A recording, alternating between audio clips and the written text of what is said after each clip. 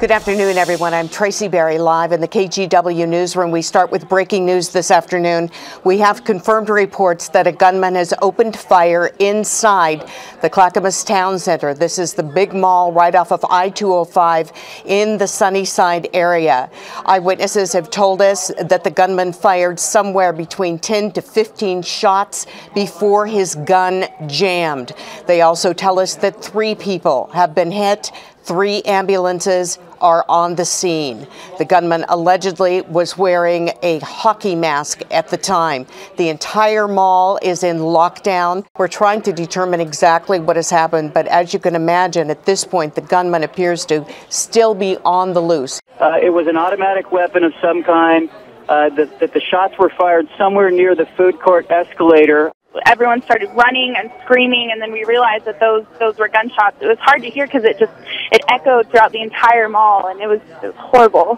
Someone saw him run into Macy's after his assault rifle jammed. We're told that one of the magazines actually dropped onto the mall floor, and then he took off running. I want to tell you what our news partner, the Oregonian, is now saying. They are reporting that there are 2 people that are victims of this shooter. They are saying that those 2 people have died as a result of their injuries. They are also saying that 60 shots were fired. I'm seeing a few people in their cars with their hands in their head crying right now.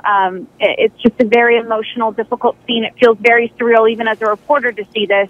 We want to keep showing you the scene here. A lot of chaos, folks walking around trying to figure out what's going on. I just did an interview with a man who was inside one of the stores when this all went down. As I was walking towards Macy, I saw glass broken, shattered, bullets, shells everywhere. A man laying on the floor with blood coming at him. I was terrified. I started running. I go through Macy. I try to help close the door.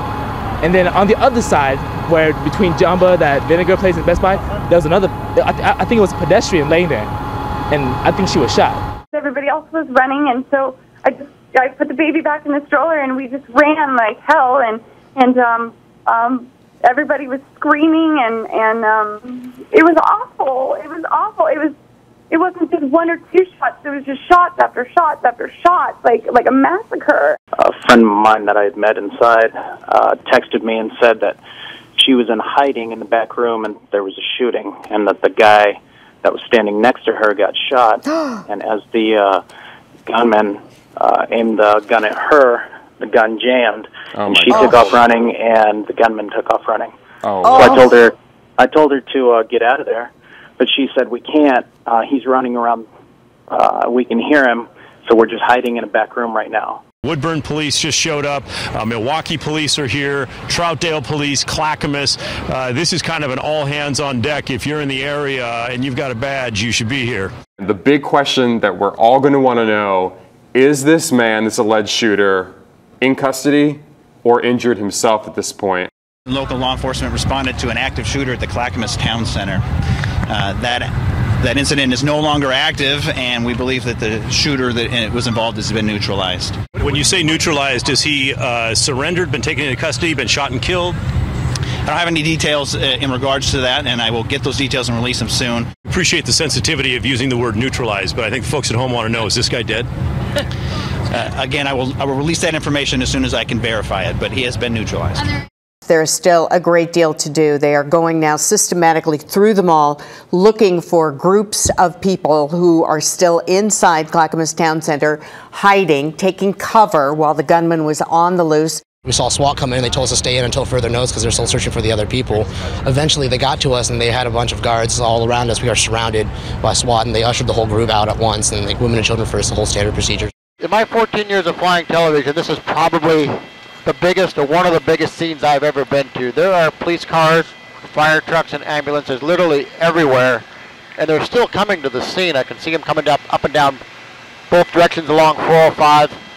I can confirm that we believe at this point that there was one and only one shooter involved, and that shooter is deceased.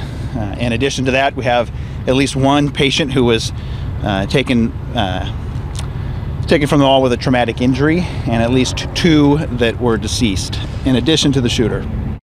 One thing that's kind of stood with me or maybe resonated with me throughout the night as we've talked to folks who come filtering out of the mall is just kind of how many stories there are of folks helping other people, employees or just bystanders who are grabbing people, young, maybe some old folks, and pulling them into the back rooms of the store, even the fitting rooms of Macy's, pulling them to safety essentially until, that they could be deemed a place safe and get out of there. And that's pretty remarkable, really. So I walked a mother and her young son down here to make sure they made it safely without any possible issues, And you walked through the food court at that point? I turned around when I got down by the food court right as I could have entered. They went down there and security took them, and I turned around and went back to my store. And when you were there, you saw one of the people who had been shot. As much as you feel strong enough that you want to share, please tell us what that was like.